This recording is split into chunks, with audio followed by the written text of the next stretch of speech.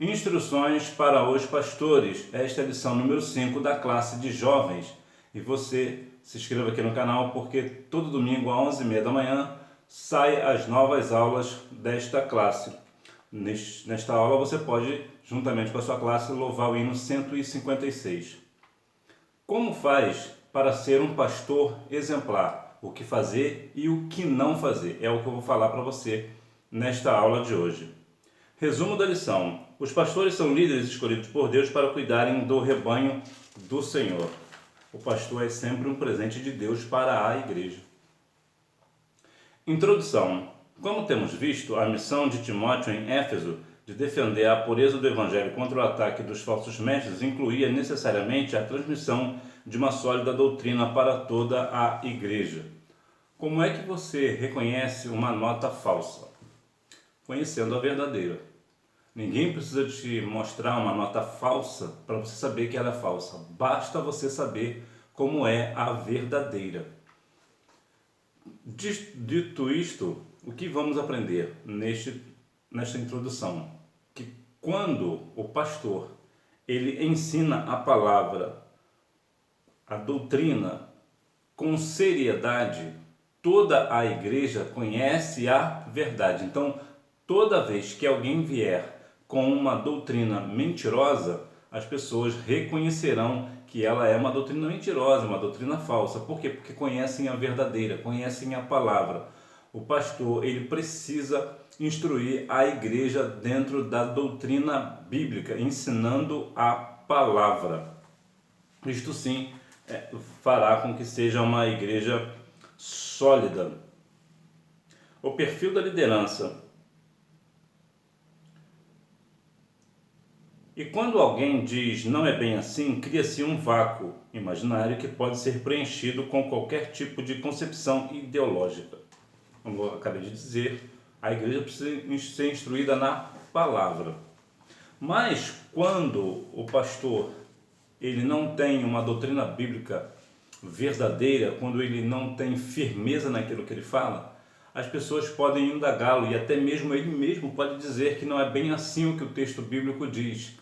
E isso traz um grande vazio. Bom, se não é exatamente isso que a Bíblia diz, então o que é? Então acaba se criando uma lacuna, acaba criando um vazio que pode ser preenchido com qualquer coisa. E o que é essa qualquer coisa? Por exemplo, uma igreja inclusiva.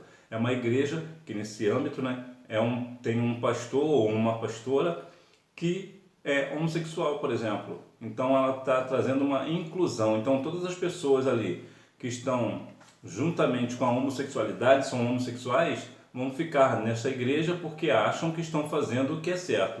Mas de maneira nenhuma isso é correto, isso é completamente equivocado. Mas por que isso surge? Justamente porque a igreja não está ensinando a palavra. Então, essa questão de não é bem assim acaba atraindo muitas coisas erradas.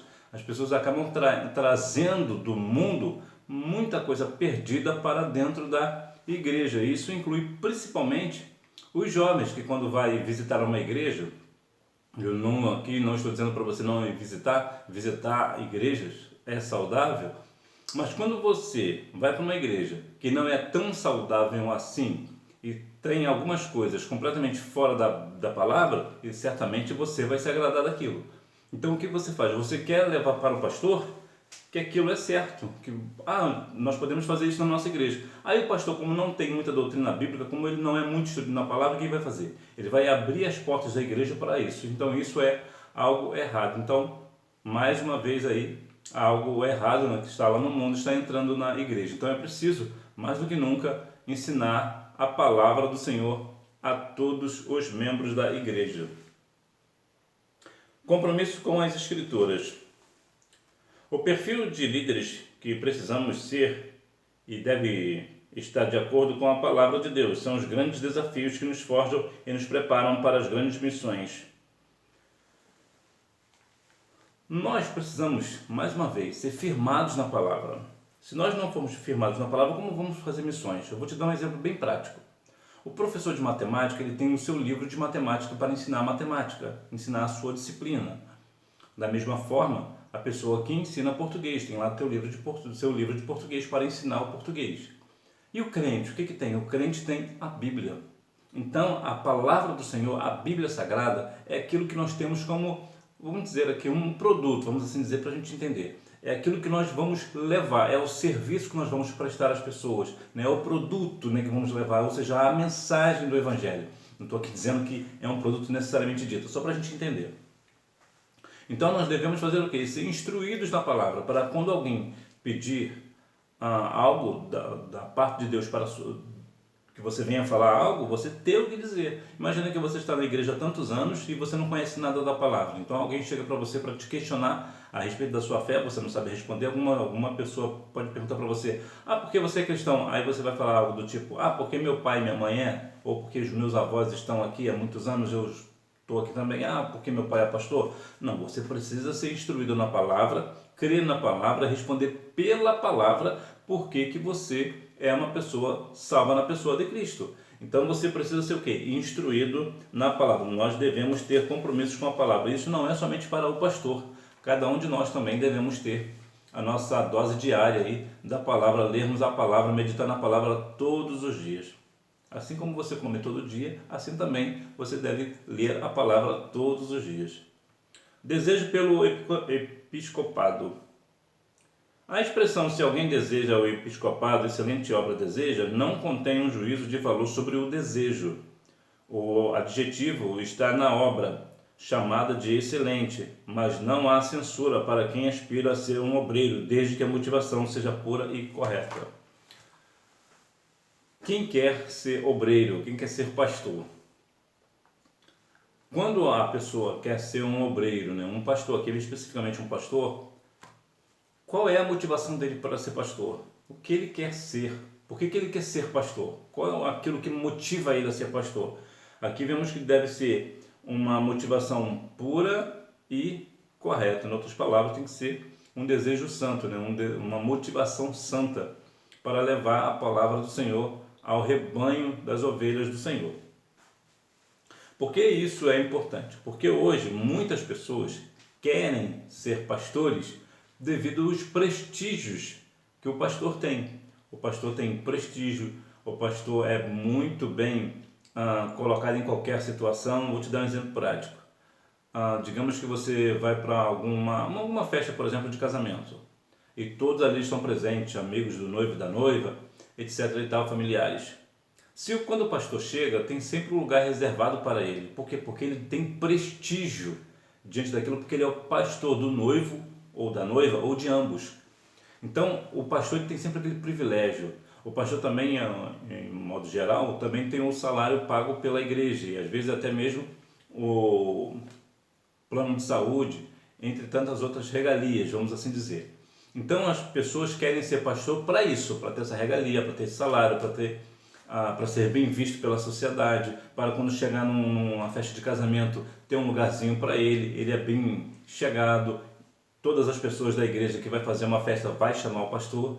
A pessoa, infelizmente, a pessoa pode até esquecer aquele velho amigo de muitos anos que esteve com ele durante toda a vida, mas do pastor ele não esquece. Ainda que o pastor não seja um exemplo, ele vai chamar o pastor e não vai chamar aquele velho amigo, né? Não estou aqui dizendo que a pessoa não deve chamar o pastor. Eu digo que o pastor é uma figura tão importante para o cristão que muitas vezes as pessoas acabam idolatrando o pastor em todos os aspectos. E isso não é saudável e não é bíblico.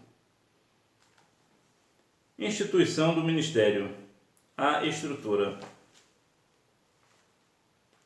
O Novo Testamento não apresenta um rol rígido, taxativo e exaustivo de funções ou serviços ministeriais, o que tem levado a interpretações distintas, como modelos variados de organização eclesiástica. No pentecostalismo clássico, o corpo de obreiros é constituído de diáconos, presbíteros, evangelistas e pastores. Hoje temos uma gama de igrejas evangélicas espalhadas pelo Brasil, e isso é bom. Quanto mais evangélico for pregado, melhor, inclusive no país como o nosso. Um país esse que a sua maior população, né, a maior parte da população tem um viés cristão ou católico, né? Católico, evangélico, são pensamentos distintos, é verdade, mas em alguns pontos nós somos iguais, né, aos católicos. Mas aqui na questão nossa, o que é uma igreja evangélica? É constituída de quê? De diáconos, presbíteros, evangelistas e pastores. Observe que, como falei na lição passada, que aqui é sempre homens. Mulher não foi chamada para liderar. Que é bom deixar claro isso. É claro que você tem todo o direito de discordar de mim, mas é um pensamento meu porque é um pensamento bíblico, é o que a Bíblia nos ensina. Entretanto, vemos que hoje as igrejas estão divididas de várias formas, inclusive tendo pastoras na direção, bispa, né, diaconisa, entre tantas outras coisas. Mais uma vez eu vou aqui dizer que, independente da circunstância, o importante é que o evangelho seja pregado, ainda que seja por uma pastora e tal. A minha preocupação, inclusive, sobre a questão da pastora é como a pastora não é bíblico, o meu receio é de que uma pastora perca a salvação por desobediência à palavra. Isto é uma questão pela qual eu tenho um certo receio, né, um certo cuidado sobre a questão de pastora, né, a mulher ser levada ao pastoral, ao pastoreio. Mas de forma que geral, por que isso é importante? Porque hoje criaram-se muitas coisas nas igrejas que não cabe aqui. É claro que uma coisa dessas, por exemplo, diácono, presbítero, evangelistas, pastores, pode ter um ou outro que não tenha. Não é que seja obrigatório ter. Mas o que eu digo é que a grande questão aqui é que inventaram situações, por exemplo, a apóstola, por exemplo, não existe nem mais apóstolo, que dirá apóstola, né? Apóstola ou apostoliza também pode dizer também, né? E tantas outras coisas. Então começaram a inventar situações que não são bíblicas, que não tem na questão bíblica. Então isso é também uma grande preocupação. O episcopado, alguém que tenha maturidade e discernimento espiritual necessários para cuidar do rebanho, apacentar as ovelhas. Como é que o pastor tem que ser? Em primeiro lugar, ele precisa ser apacentador. O pastor, ele precisa ter também esse discernimento espiritual. E hoje o discernimento espiritual é bem raro. Porque como é que você consegue reconhecer quando algo é de Deus e quando não é? Isto é uma questão muito séria, muito séria.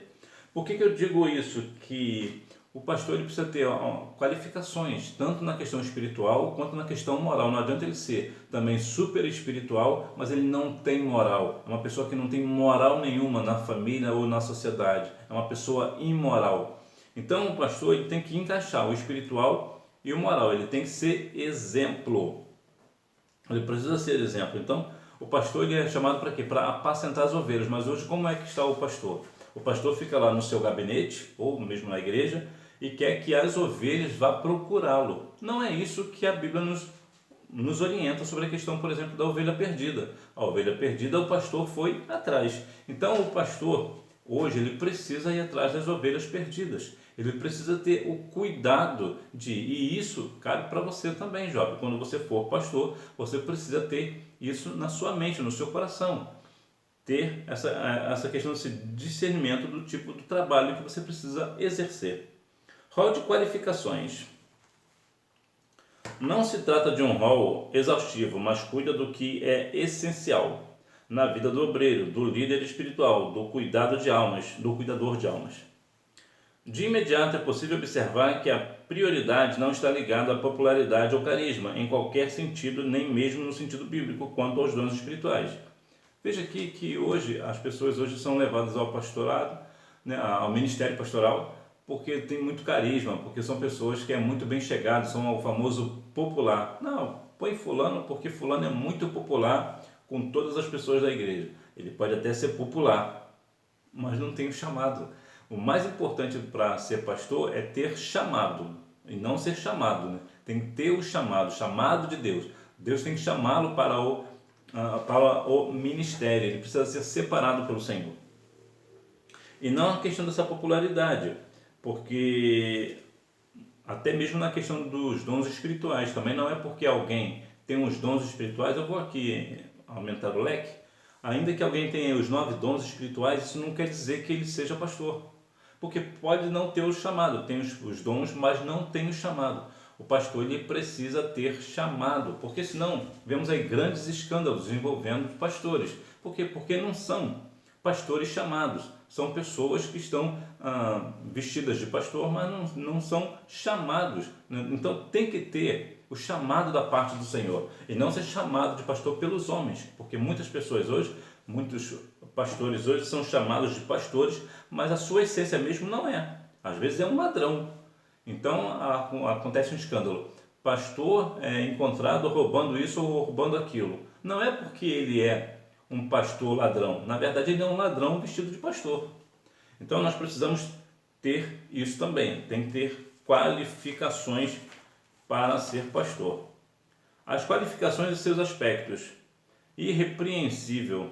Veja-se que não se trata de uma exigência superficial, mas absolutamente profunda, que nos leva a refletir sobre o detido cuidado que é preciso ter no exame preliminar do aspirante ao episcopado. O bispo precisa ser uma pessoa com a vida resolvida, como poderíamos dizer.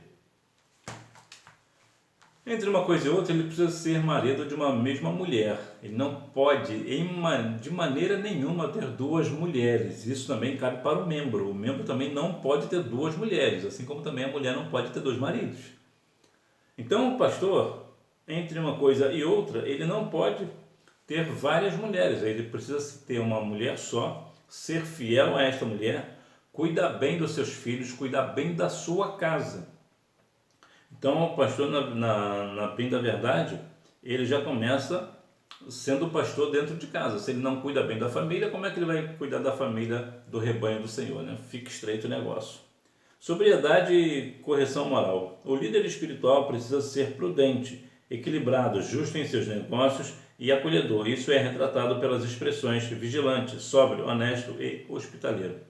Então vemos aqui que ele precisa ser prudente, agir com cautela. Jesus certa vez falou que nós precisamos ser prudentes como a serpente. Então o pastor precisa ser prudente no seu agir, no falar, no que vai ensinar, em tudo ele precisa ter muito cuidado, né? Ter prudência no que vai fazer. Também precisa ser equilibrado. E o equilibrado talvez seja uma das questões mais difíceis, porque como é que um pastor vai ficar equilibrado diante de uma acusação falsa, por exemplo? Alguém o acusa de adultério, por exemplo, e ele se manter equilibrado. Isso é bem difícil. Ou falar que ele é um ladrão e ele não é, entre outras coisas, né? Afrontar o pastor, até agredi-lo. Como é que ele vai se manter equilibrado? É uma situação bem difícil, porque como ele é um pastor, claro, ele é um homem, então geralmente o homem tem essa questão enérgica de explodir, né? No sentido de querer partir para cima, né? Partir para a agressão. Então como é que ele vai se manter? Então, isso é sempre aquela questão lá de Gálatas 5, 22 e 23, né? O domínio próprio, né? O fruto do Espírito. Então, cabe aqui, ele precisa ser equilibrado. Ele também precisa ser justo em seus negócios. E aqui eu vou até crescer um pouquinho mais. Ele precisa também ser justo na igreja. Vou te dar um exemplo. O pastor, ele tem uma pessoa a qual ele é muito amigo. Ok. Esse amigo, ele comete um pecado, então ele passa a mão na cabeça do amigo porque ele é amigo. Mas uma outra pessoa da igreja também comete o mesmo pecado. O que ele faz? Vai lá e disciplina outra pessoa. Ué, por que ele não vai disciplinar o amigo dele e vai disciplinar outro que cometeu o mesmo pecado? Ou seja, ele precisa ser justo na igreja. Se alguém pecou, ele precisa entrar com uma questão disciplinar com essa pessoa, ainda que seja seu filho, sua esposa, ainda que seja uma pessoa muito próxima a ele, e inclusive se for ele precisa agir com justiça. Nesse caso, ele não pode se disciplinar, né? Me parece que tem que vir alguém da convenção para fazer, ou um pastor acima dele, mas o importante é que ele seja justo, né? É uma questão de ser honesto, né? Eu pequei, eu sou o pastor da igreja, eu pequei, eu falhei, eu preciso ser disciplinado porque o que eu fiz não é coerente com o que eu ensino, o que a Bíblia ensina. Então ele precisa ser justo, porque a balança tem que pesar igualmente para um e para o outro. Ainda que o pastor talvez tenha, né, alguma diferença com alguém, ainda assim ele precisa ser justo. Isso também cabe na questão não só de disciplinar por estar errado, mas também por, vamos dizer assim, por aplaudir por ele estar certo. Por que isso é importante? Porque às vezes as pessoas podem até não ter muita afinidade uma com a outra. Às vezes acontece dentro da igreja, você não ter muita afinidade com alguém. Não é que você odeia a pessoa, mas você não tem muita afinidade. Então essa pessoa que você não tem muita afinidade, né? Ou o pastor no caso, ele vê que essa pessoa está apta para ser um diácono, por exemplo, um presbítero, ainda que ele não tenha muita afinidade com esse irmão, o que ele faz? Ele consagra o irmão mesmo assim, porque ele está sendo justo, ele não está levando para o lado pessoal dele. Então ele está fazendo o quê? Ele está sendo justo, então ele precisa ser isto também. Apto para ensinar, o pastor precisa se dedicar ao estudo e ensino das escrituras à igreja. Não deve negligenciar a transmissão da doutrina, transferindo a responsabilidade a terceiros ou ocupando o tempo do culto com qualquer outra atividade, ainda que espiritual. Ainda que algo na igreja seja espiritual para se fazer, o pastor ele não deve abrir mão de ensinar a palavra. E aqui cabe um outro ponto também, que foi relatado aqui, que é não delegar esta tarefa a outra pessoa. Ele, como pastor da igreja, ele precisa instruir a igreja na palavra. É claro que em alguns casos, principalmente em cultos de doutrina, por exemplo, ele pode, até por uma direção espiritual, uma direção de Deus, abrir um dia ou outro e chamar uma pessoa para doutrinar a igreja, né? Porque também é uma pessoa apta, uma pessoa idônea também na palavra. Então ele abre aqui uma exceção uma vez ou outra, mas o papel principal de ensino precisa ser do pastor. Inclusive o pastor precisa ser aluno da escola bíblica dominical. Também não adianta ele querer as pessoas na doutrina, mas ele mesmo não vem para a escola bíblica dominical, ou mesmo não tem nem culto de doutrina às vezes, né? Então ele precisa ensinar a palavra. E na questão da escola bíblica dominical, mas isso aqui é um pensamento meu, não tem a ver com as questões que envolvem aí a direção da igreja, mas isso aqui sempre foi um pensamento meu, que é o seguinte: o superintendente da escola bíblica dominical tem uma palavra maior do que a do pastor presidente. Para mim, isso aqui sempre foi assim, né? Isso aí é um pensamento meu, ninguém nunca me ensinou, eu que vejo assim, porque eu vejo que como é uma instituição de ensino, o pastor, como não é ali o superintendente, então para mim o superintendente da escola bíblica dominical, na escola dominical, é superior ao pastor presidente. Mas isso é uma questão minha, não estou dizendo para você fazer o mesmo. Mas é assim que eu vejo. Então, o pastor ele precisa também ser aluno da escola bíblica dominical. Conclusão. Paulo conclui a lista de qualificações do pastor, incluindo a recomendação de que não seja neófito, para que, ensoberbecendo-se, não caia na condenação do diabo, e que tem bom testemunho do que estão de fora. Concluímos, portanto, que o pastor deve ser maduro espiritualmente e viver em harmonia com todos, em casa, na igreja e na sociedade. O desafio é grande, oremos mais por nossos pastores. Sim, nós devemos continuar orando por nossos pastores, até porque a questão do trabalho deles é um trabalho bem pesado e precisa sim da ajuda de todos. Então, portanto, ore pelo seu pastor. Ainda que por uma questão ou outra você tenha alguma diferença, né, ou indiferença com seu pastor, você precisa continuar orando pela vida dele, porque certamente o Senhor vai te dar vitória por isso. A questão de ser pastor, entre uma coisa e outra que o pastor não deve fazer é não ser conivente com o pecado.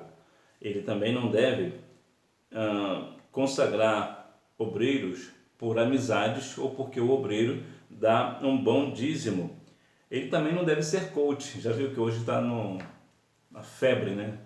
Virou moda esse negócio de pastor coach. O que é esse pastor coach? De modo geral, é um pastor que fala que ele tem muito carisma, ele sabe lidar com as palavras, ele fala muito bem, ele sabe articular muito bem e ele fala sempre palavras de bênçãos que você vai conseguir e que é na verdade uma autoajuda, né? Que você vai conseguir, que você não pode você não pode sofrer porque você é servo do Senhor, etc, etc. Ou seja, sempre palavras de bênção. Entretanto, por que a questão do não pode ser um pastor coach?